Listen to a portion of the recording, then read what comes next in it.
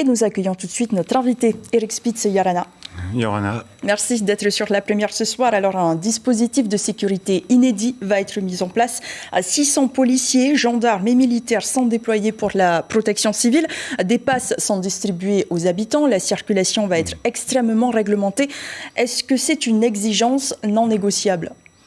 Oui, c'est une exigence négociée justement avec le Tavana. La Tavana que je voudrais remercier de ses efforts, puisque c'est pas toujours facile d'expliquer aux riverains qui a droit ou pas droit à un laissez-passer consulaire, donc je la remercie. Mais laissez-moi vous dire tout d'abord que revenir sur le parcours de la Flamme, qui a été une très belle fête populaire, 25 500 Polynésiens y ont assisté, et on fait tout pour que ce soit une très belle fête populaire. C'était une bonne répétition pour les Jeux Olympiques aussi ?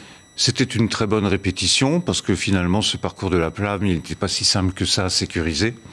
Mais l'État est aux côtés de la Polynésie de Paris 2024 et des Tavana pour que ça se passe bien. Je rappellerai aussi quand même qu'on a investi 1 milliard de francs Pacifiques pour l'alimentation électrique de la presqu'île, la passerelle, l'aménagement du domaine rose ou la tour des juges, cette fameuse tour des juges que maintenant tout le monde trouve si belle.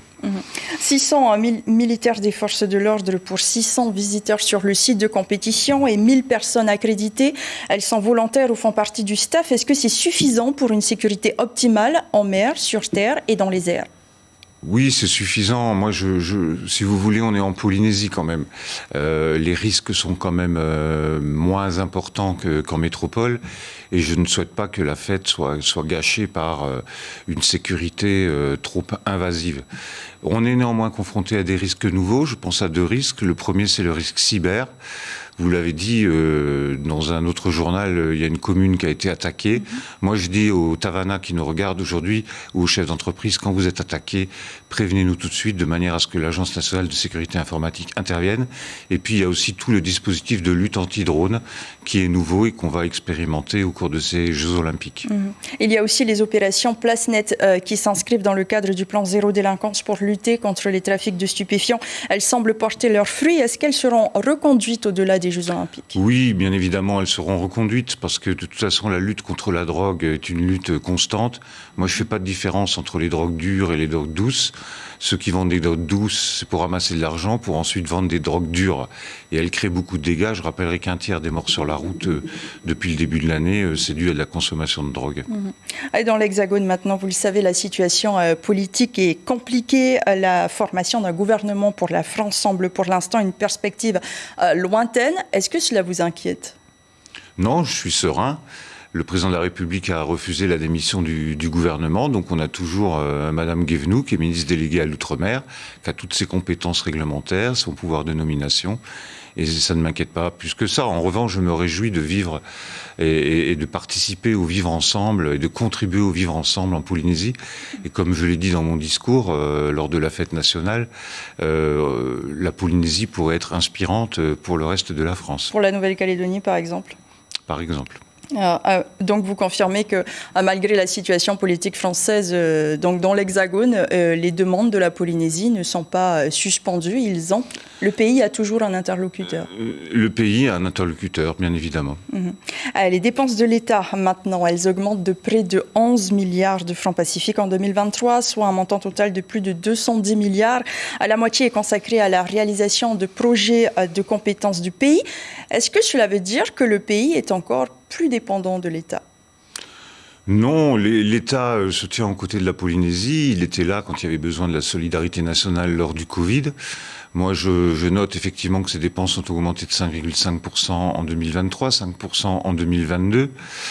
Je voudrais simplement souligner 2 ou 3 chiffres sans accabler vos téléspectateurs. Le premier, c'est que nous dépensons certes de l'argent en masse salariale, notamment 75 milliards de francs Pacifiques pour payer les professeurs, mais que 5500 professeurs, il n'y en a plus que 500 sous contrat. Les autres sont des Polynésiens.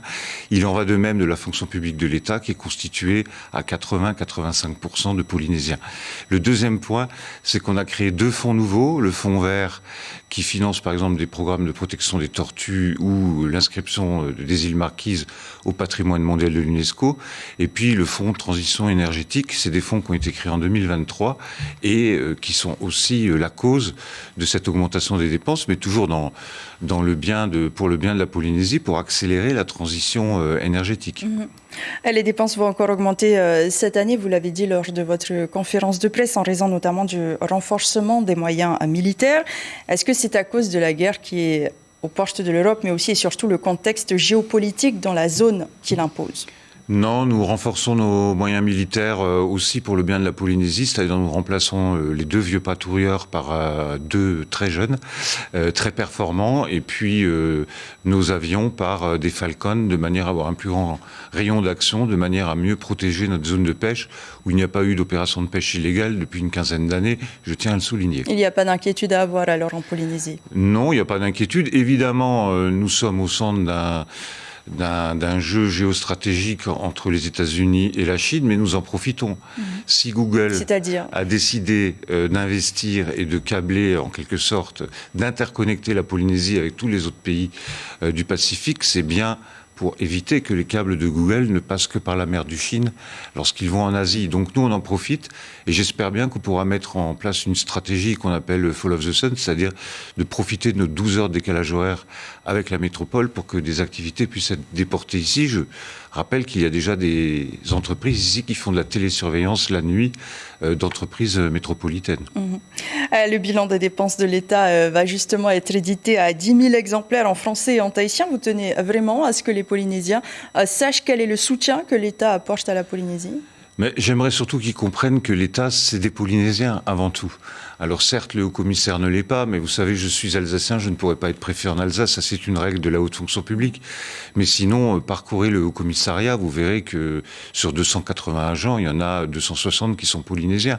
C'est important pour vous d'insister oui, pour moi c'est important parce qu'on a toujours l'impression qu'il citoyenneté entre guillemets. Ouais, on a toujours l'impression qu'il y a une espèce de coupure, que l'État est encore étranger. Mais alors que doivent penser tous les fonctionnaires d'État polynésiens qui nous regardent ? Ils œuvrent au bien de la Polynésie, chacun dans le respect de ses compétences. Pour terminer, la fête nationale a donc été célébrée hier. C'était une surprise pour tout le monde. Ça veut dire qu'à chaque fois que cela tombera un dimanche, elle sera célébrée la veille ? Non, j'ai souhaité une fête plus populaire et plus polynésienne. Plus populaire, donc j'ai supprimé le cocktail du haut-commissariat et on a fait la fête avenue Pouvana, au pas où on pouvait danser, boire, manger. Et puis j'ai invité les troupes du EIVA. Il y en 7 ont répondu présentes, ainsi que les Miss, de manière à donner une coloration plus polynésienne. Tout ça, il y avait des contraintes d'agenda.